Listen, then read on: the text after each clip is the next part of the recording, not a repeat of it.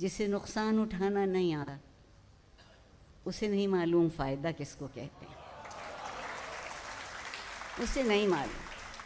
तरबियत सिखाती है कि जितना दामन है बस उसी में जिंदा रहना सीखो। जितना दामन है, कम है तो कम और ज़्यादा है तो ज़्यादा।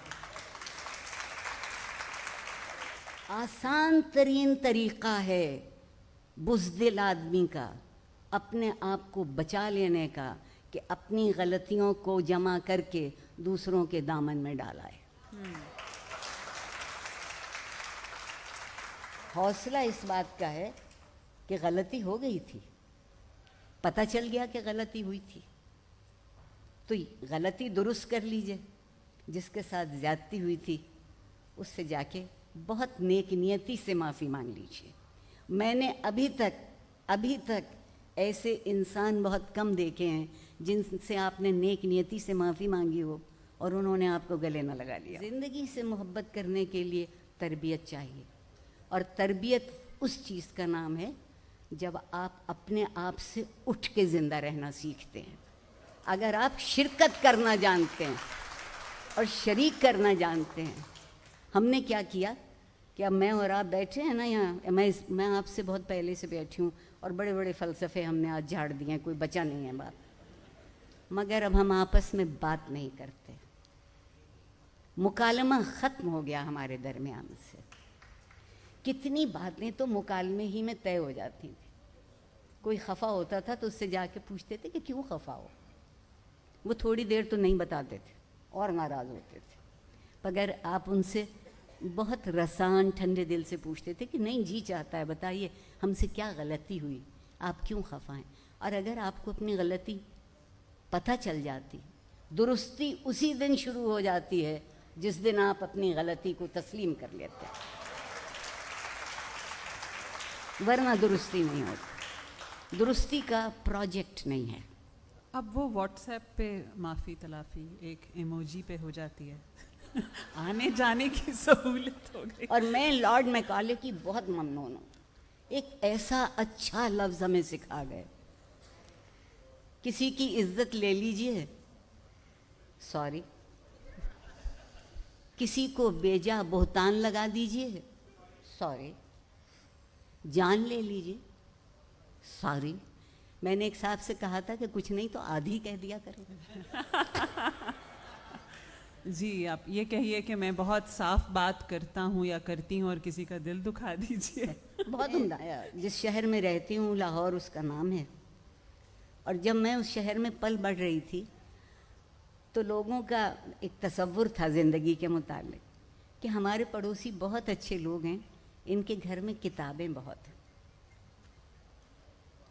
कहते थे ये जो हमारे बराबर रहते हैं कमाल के लोग हैं, इनके घर से बच्चा भी निकलता है तो सलाम करता है। फिर कहते थे कि कैसे अच्छे लोग हैं, कितने शरीफ लोग हैं, इनके घर से कभी ऊंची आवाज़ सुनाई नहीं देती। अब मैं जिस शहर में रहती हूँ उसी में पता लगता है कि हमारे पड़ोसी किस कदर उम्दा लोग हैं। रात को 2:30-3 बजे तक हल्ला गुल्ला होता रहता है। ये बहुत पसंदीदा लफ्ज़ है हमारा। और किस कदर शरीफ लोग हैं, उनके मकान के सामने कम से कम 4 गाड़ियाँ खड़ी रहती हैं। क्या बात है।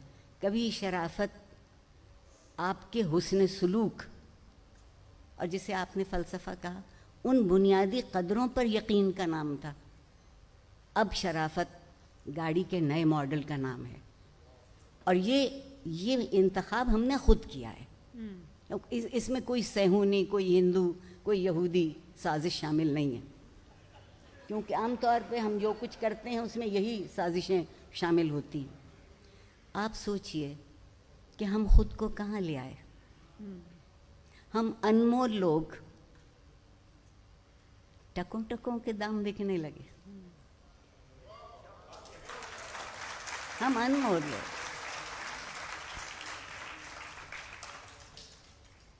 आपसे जब मैंने ये पहले पूछा कि आप कोई ख़ास बात करना चाहेंगी जब हम ये गप लगाएंगे आज के सेशन में, तो आरफा आपा ने कहा कि हाँ, मैं तालीम और तरबियत के बारे में बात करना चाहती हूँ कि मेरे दिल के बेहद करीब है।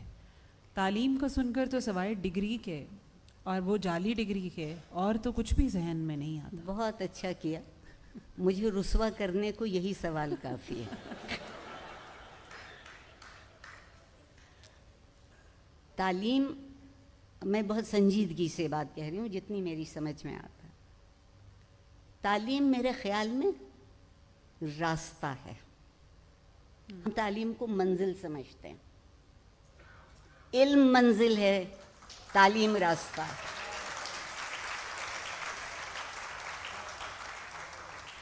और उस रास्ते को जो चीज़ रोशन करती है, आपको ठोकर लगने से बचा लेती है, आपको बने बनाए मेयार से इधर उधर होने से महफूज कर लेती है, वो चीज़ तरबियत है। अब जब तक मैं पढ़ती थी स्कूल में भी कॉलेज में भी, तो ये लफ्ज़ इस्तेमाल होता था तालीम व तरबियत। अल्हम्दुलिल्लाह हम चूँकि अब बहुत से मामलों में ख़ुद मुख्तार हुए हैं, जैसे आबादी के मामले में ख़ुद मुख्तार हो गए, फिर अब ताज़ा तरीन हम इंसाफ के मामले में ख़ुद मुख्तार हुए हैं। अब हमें कोई इंसाफ की ज़रूरत नहीं रही, मुस्तनद है मेरा फरमाया हुआ, मीर के शेर को हमने दिल पे लिख लिया। इसी सूरत से तरबियत। और एक बात और, आज एक और भी रवैया है। वालिदैन कहते हैं कि तरबियत भी हम करें और 20,000 फीस वो लें महीने भर की, तो वो क्या करते हैं?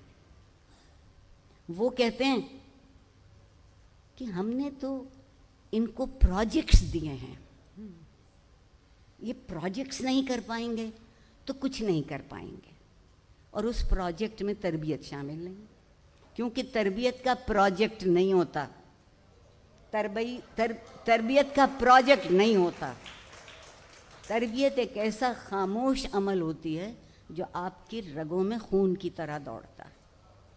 एक दफ़ा आपका खून आपकी रगों में दौड़ने लगे तो फिर आपको कोई मुर्दा नहीं कर सकता। सब लोगों से सिर्फ एक बात कहना चाहती हूँ कि खुदा के लिए खुश रहना सीख लीजिए। खुश रखें भी। खुदा के लिए खुश रहना सीख लीजिए।